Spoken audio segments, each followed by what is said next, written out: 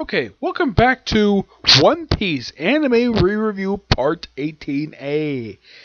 This I'm reviewing, starting off reviewing the first, from what I can tell, I think this is like the first 8 episodes of Water 7. Yep, the first 8 episodes of this arc. Yep. This arc is the first of 3 arcs that basically a bit. It's sort of a really big story arc for the series of One Piece. Now, I'm gonna say exactly how much the manga does Water 7 cover. I forgot to mention this when it comes to long land. They cover chapters 303 and 321. This arc covers chapter 322 to 374, but this is the start of it because it gets crazy after this. Oh yes. The first episode starts off, pick up exactly where we left off with the last arc of the series, with the Straw Hats come across the tracks of a sea train. Like they able to avoid it, and then meet the conductor of this lighthouse, Kankuro, and her granddaughter, and her cat who looks like a rabbit. Yep. And they talk that, well, despite being pirates, they're very friendly, and she gives them a little reference and a map of Water 7. Which is just a child's drawing, it turns out. And they get to Water 7. They redirect it twice to a couple different places. Like, don't go here, go here. And then they finally just get off at a cove. And then they have, well, Nami, Usopp, and Luffy take the gold and get it exchanged for cash. Sanji goes grocery shopping. And Zoro stays with the ship, obviously. And Robin and Chopper decided to do some shopping as well. Chopper really wanted to go to a bookshop, and I thought this was so hilarious when it comes to them. Like, they're just walking through town. It was like, woo, that's a woman. And she enjoyed this. And she also brought up that she's very good at listening at various different things. It's not something she's picked up over the years, where she overhears everything. And then we see a guy in a mask just walking by them. And then he says the words, CP9, which spooks Robin. But before this, they come across a book. It's like, hey, there's a bookstore. Can we go in? He's like, sure. And then, of course, the guy with the CP9 comes by. And then she disappears. She pops up once again after this. But don't worry, she will return. By the way, her outfit for this particular arc is, and she also wears this very next arc as well. It's like this black top and like black shorts. With also like a white undershirt. That's her outfit that she wears for pretty much a long time. For like 2 straight story arcs. Though she changed it with post Edo's Lobby. Sanji, goes shopping. He does briefly see Robin. He thinks that the person in the mask is Chopper, but nope, it's not Chopper. As in the case of, well, Sanji, aside from him going grocery shopping, he doesn't do very much up until some more stuff happens. And as for Nami, Luffy, and Usopp, they come to a Yagura shop, basically. Well, both shops hunt to pretty much just get something in place to get to a cash exchange place and a shipyard. Shipyard, Galley Law. Which basically, a lot of the people who associate with Galley Law are introduced in the very first few episodes. Going by the top, we have Iceberg. And his voice actor I have met, Austin Tindall. Polly, voiced by David Wade, who does a really good job voicing him. Caulifla, who was the secretary and apparently one of the foremans. Yeah, she is voiced by a woman I've never heard of. Shelley Colleen Black. Let's see if I can find out much more about her. Let's see. She was in, a series I have seen. Rosario plus Vampire. She played a character named Rikio Karun. Let's see. She was also in, oh yeah, she's the voice of Ainz from Is It Wrong? Tropic Up Girls. And even the spin-off series, she reprised her character in there. And that's it. Just 3 series, aside from this one. Yep. And she is one beautiful woman. Like, wow. She is hot. She's kind of referred to as the beautiful secretary. Then we have Pepe Lulu, who's this big bulky guy. Which makes me think he's a real man because of his muscles. His thing is that whenever he has he wears these shades, got a mustache, and he always have various points of his hair sticking up, and he pushes it down. Another hair points up. Heck, at one point it's his mustache. Yeah, I thought that was so funny. Now he's voiced by a voice actor I've never heard of before. Yeah, I don't know much about this guy. Martin Coraventes. Yeah, he's the one who voices this character. Oh yeah, he's actually 33. Polly's actually the youngest. I think he's like 26. Iceberg is 38 at this point. Caulifla, she is, for this time, she's 25. Though after the time skip, she's roughly 28. Then we have Tellstone, another big bulky guy, another character whose parents didn't change. Yeah, this is what the guy looks like. He's an older guy. He looks like probably in his 50s, I'd say. He is. Wow, for a guy with a white beard, according to this, he's 33. And then post time skip, he's 35. He clearly doesn't look 35. He looks much older than he looks. Why the white beard? No idea. Next we have Rob Lucci. Yes, this guy, who becomes an integral part of both this arc and the following arc, though he doesn't do very much at these two arcs, aside from occasionally appear after this arc. Yeah, he's voiced by Jason Lambertine. Yeah, this guy I have heard of before. This is the guy who was in the series The Gray Man, voicing the main villain of the series, Millennium Earl and Levi. He was also in the film Dragon Ball Z Wrath of the Dragon. He voiced Sorian from Cardcaptor Sakura and Toshi Reservoir Chronicle. Of course, he's in this series. He's also the voice of Dabi from My Hero Academia. Celestial Dragon for the final season of Fire Force. Vulcan Joseph of Fire Force. Yep. He was also in DBZ Kai as Jens, one of the Ginyu Force. He was also in Full Metal Brotherhood as Carly. Let's see, any other series I've watched where he was in? He was in Super as Champa. Yep, Champa. He's also the voice of the Peace Titan from Attack on Titan. So expect to see this guy come back. He's also the voice of Mars from Black Clover. He's the guy from Diamond Kingdom. And that's it. Yeah, he's actually one person in the group. Aside from David Wade, he's actually one guy I actually seen a lot of his work. Kankuru, yeah, he's a guy who looks like Usopp because of his nose. Yeah, people when people see him, people thought he was Usopp, and then it was opposite. People thought he was with the Frankie gang, but nope. Now here's the thing: in the dub, he's voiced by Alex Ogan. In Limited Adventure, he's voiced by Jerry Jewell, who that guy I have heard of. Alex Ogan, no, I haven't. Yeah, they make their first appearance by taking out a group of pirates who look like samurai pirates who didn't want to pay for their repairs. They wanted to go away for free.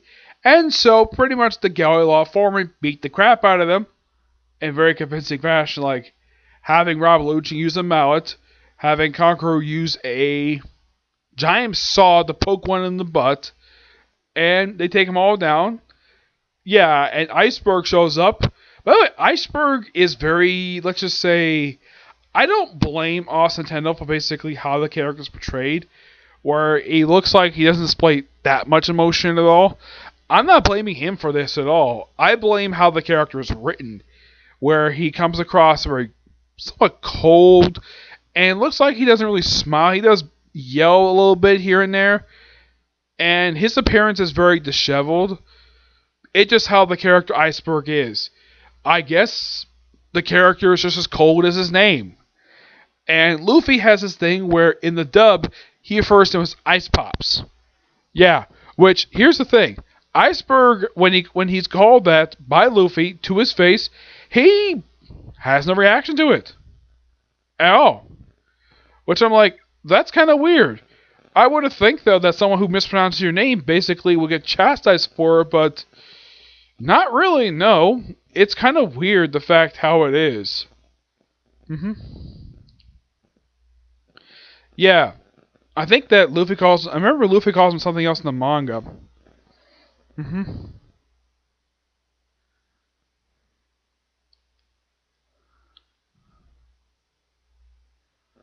Yeah, it's like how Luffy tends to call people different names. I think he calls him like maybe because he's older. Now Iceberg is 38 years old. Here's how he is basically how he looks in the anime. Yeah, he looks like this a lot of the time, dressing his very outfit and has a rat in his pocket. Yes, he has a rat. The reason for the rat, it's his pet, and his name is Transource. No joke. Yeah, that's Gary Law Company. This arc also sees the debut of Franky and his family. Franky, we don't see his face yet. Nope. He's wearing a mask. We do see his arms with a big star on it. Yeah, that's still part of him to this very day. He doesn't do his usual mannerisms just yet. Yeah, for some reason he's wearing this guy. Despite the fact people know this is Franky. For some reason he's wearing this silly mask. Do not know why. He didn't show up for about halfway through these episodes. So, Luffy shows up to the guy who owns the Agra boats. Like, oh yeah, I think you believe it. And he shows like, oh crap, that's a lot of gold. And he starts basically upcharging the price. And then Nami's like, here's 2,000. He's like, sure. And they go off. And they go on like a little roller coaster with the waterways. Now, here's the thing about Water 7. That when I saw the city again, this place had vibes of Venice. Yes, it reminds me a lot of Venice from stuff. I've never been to Venice. I've never been to the city at all. It's a place I've always wanted to go to because of its significance of the Renaissance. But the whole thing with the canals, that and basically how a lot of people talk about water, how tiny the waterways is. Yeah, that kind of reminds me a lot of Venice. Basically, a picture to see of it. The other city I could think of where it has a lot of canals is actually Amsterdam. Yeah, Amsterdam also got lots of canals as well. But my personal theory when it comes to Water 7 is that, well, Oda took a lot of inspiration from Venice for this particular place.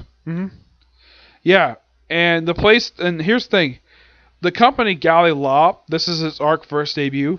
Yeah, this is what the city looks like. I know it's going to glare, yeah. I wouldn't be surprised, though, if that Oda bases island off of Venice. Let's see.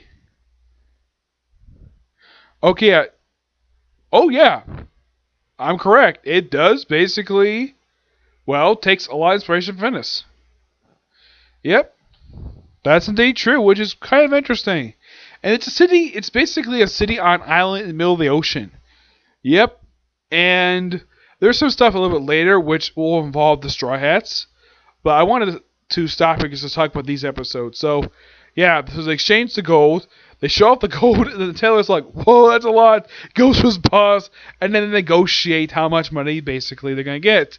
And with this gold, they got 300 million berries, which in U.S. currency, that's a lot of money. And they carry around 3 briefcases.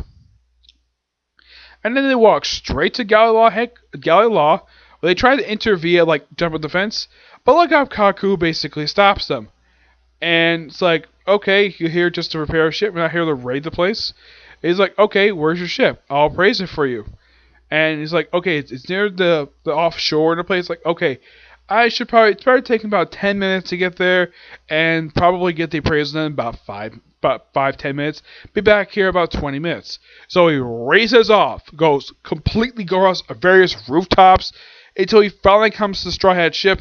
Now, Zoro, like Luffy, mistakes him for frickin' Usopp because they have both got long noses. And Luffy thinks this guy might be related to Usopp because long nose. But nope. Conqueror's nose is long, but it's not round like Usopp's is. His nose is basically kind of like a peg. Like a square, rectangular thing. and he does appraise the ship, and he finds something. Doesn't mention what it is until later. What actually is wrong with the ship is that they explain it where the first part of the ship that's assembled, this bottom thing. Yeah, apparently this thing is rotted away at one of the areas, and it's in with if this thing because this thing is basically where it is and how integral to the ship it is. The ship is basically going to sink by the time they get to the next island. So yeah, brand new ship, and Luffy thinks about it, but then, well, then of course something weird happens. Usopp gets taken, and their briefcases are taken too with the money. Oh, two of them anyways. And they're taken by the Frankie family. First, they're taken by them, and then they're saved by Polly, who's running away from debt collectors because he's an obsessive gambler. They'll think, oh yeah, I'll use this money to pay off. But lucky enough, Rob Lucci steps in and gets back the money. The problem. And then the Frankie family tries to get this money. They have to take Usopp as well. They basically take Usopp aside, beat the crap out of him, and apparently the briefcase is found later by one of the foremen, and he's like, oh yeah, thank you, it's our money. He's like, really? Money? Yeah, right. And then Luffy basically notices, he basically thinks, but he doesn't show later, he actually notices that these two suitcases he was given are pretty light.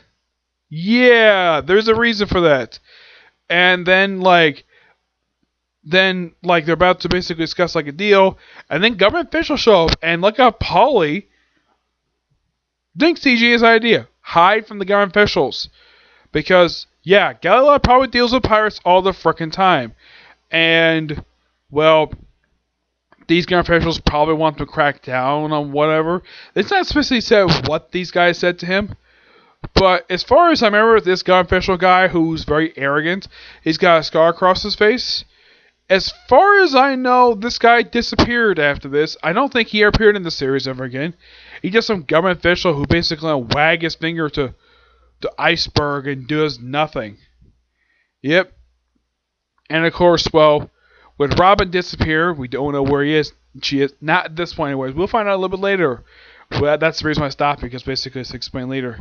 And then all the Straw Hats, most of them reunite. And, well, then with Usopp taken, of course, then we have Zoro and then Nami basically, of course, Luffy goes for life with Frankie House. And so basically you have the Nami goes back to the ship and basically you have Chopper, Zoro, and Sanji. Of course, they find Luffy and march straight to Frankie House. And of course, before this, Usopp basically, despite being beaten up and of course Nami having bleeding nearly to death, he somehow finds the Frankie House, blows the door open, and tries to take back the money. And ends up getting beaten to a freaking pulp, worse than he was before. And lucky enough, Luffy, Chopper, Zoro, and Sanji show up. Of course, well, Chopper doesn't medical attention to him. And they all walk in. And then one of the guys, I think one of the big ones, opens the door. And he gets punched in the face by Luffy. And then Luffy, Chopper, Sanji, and Zoro beat the living crap out of the Frankie family. And also destroy the Frankie house. Yes, they wrecked the place. Usopp gets bandaged up. And, well, before this, when they go back to the ship, Luffy's like, I made a decision. We're going to get a new ship. And, well, Usopp is, and of course, well, Sanji basically informs him, Usopp is not going to be happy with that. Because all his attention to the ship. And, well, of course, Usopp is definitely not happy with it. And he ends up, Luffy and him try to start arguing. And at one point, it looked like Luffy's about to beat the crap out of him. But look how he's stopped by Sanji. And then Usopp's like, yeah, you're right. Of course, you think he takes pity of me. And he just leaves. And of course, everybody tries to stop him, but Luffy. And he challenged Luffy to a duel, maybe here at 10 o'clock. And, well, then 10 o'clock comes. Iceberg notices, something interesting is going to happen in the beach between Straw Hats. And don't worry, not much to say here. And then we had the fight between Luffy and Usopp, which lasts for 2 episodes. And, of course, Usopp uses various dials from Skypiea, which is the last time I could think of.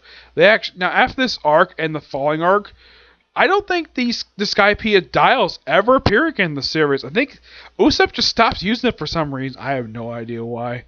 And yeah, Luffy and Usopp beat the crap out of each other. Luffy wins, but Luffy's like, okay, even though we're gonna leave the ship, you want to take a ship? Fine, take it. We're leaving. And of course, I pack the things, and of course, they go off to the hotel, and Usopp stays there, and that's where the episode ends. Great start to this particular arc, and can't wait to discuss the next set of episodes, which also involve Eagle Robin. Yeah. But yeah, otherwise that's pretty it for this particular review. Would I get a chance to review tonight? Probably not, per se. If I'm lucky, I might get done a Comic Corner if I'm lucky. But yeah, until I see you all later, and maybe the Comic Corner. If not, well, tomorrow. Bye.